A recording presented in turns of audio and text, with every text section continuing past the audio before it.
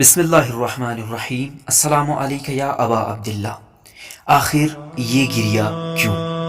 ایک اشکال جو مخالفین کرتے ہیں وہ یہ ہے کہ امام حسین شہید ہوئے ہیں اور جنت میں اچھی طرح رہ رہے ہیں، تو کیوں تم شیعہ لوگ ہر سال یہ محرم مناتے ہو، ہر سال کالا لباس پہن کر اپنے اوپر غم طاری کرتے ہو، ہر سال اپنے سینوں پر ماتم کرتے ہو؟ آخر ایسا کیوں؟ جو جنت میں ہے اس کے لیے تو خوش ہونا چاہیے، آخر گریہ کیوں کیا جاتا ہے پھر؟ جواب: کیا ہر وہ شخص کہ جو گریہ کرتا ہے، کسی پر روتا ہے، کسی کا غم مناتا ہے، وہ اس وجہ سے اس کا غم مناتا ہے کہ آخر اس کی آخرت کا کیا حکم ہے؟ کیا کوئی انسان گریہ کرنے والا اس وجہ سے گریہ کرتا ہے سامنے والے پر کہ کیا وہ جنت میں جائے گا یا جہنم میں جائے گا؟ یا پھر اگر آپ کے یہاں آپ کے والد یا آپ کے بیٹے یا آپ کے بھائی کو قتل کر دیا جائے تو آپ اس پر اس وجہ سے گریہ کریں گے کہ آخر اس کی آخرت کا کیا حکم ہے؟ نہیں، ہرگز نہیں۔ آپ صرف آپ کے ذہن میں یہ ہوگا کہ آخر اس کو قتل کیوں کیا گیا ہے، آخر اس کو مارا کیوں گیا ہے۔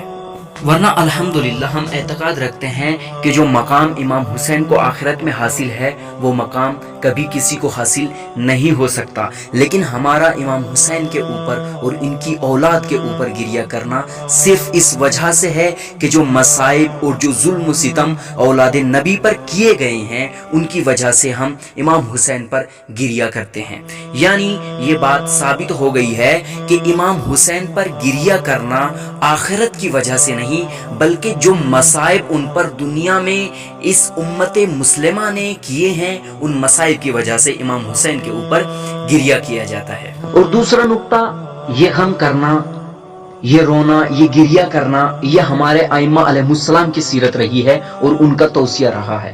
جیسے کہ امام جعفر صادق ارشاد فرماتے ہیں، قال ابو عبداللہ علیہ السلام: ومن ذکر الحسین عنده فخرج من عینہ من الدموع مقدار جناح الذباب کان ثوابہ علی اللہ ولم یرض له بدون الجنہ۔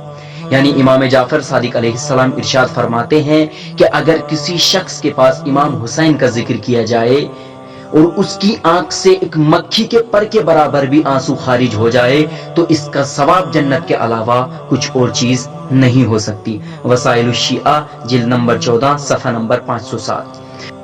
اور دوسری روایت جو ہم یہاں پر نقل کرتے ہیں وہ امام رضا علیہ السلام سے نقل کرتے ہیں، قال الرضا علیہ السلام: فعلی مثل الحسین فلیبکی الباکون۔ امام رضا علیہ السلام ارشاد فرماتے ہیں کہ امام حسین جیسی شخصیت پر کہ جن پر اتنا ظلم کیا گیا ہے، رونے والوں کو رونا چاہیے۔ فإن البكاء علیہ یحط الذنوب العظام۔ پس بے شک امام حسین پر گریہ کرنا تمام گناہ کبیرہ کو ختم کر دیتا ہے۔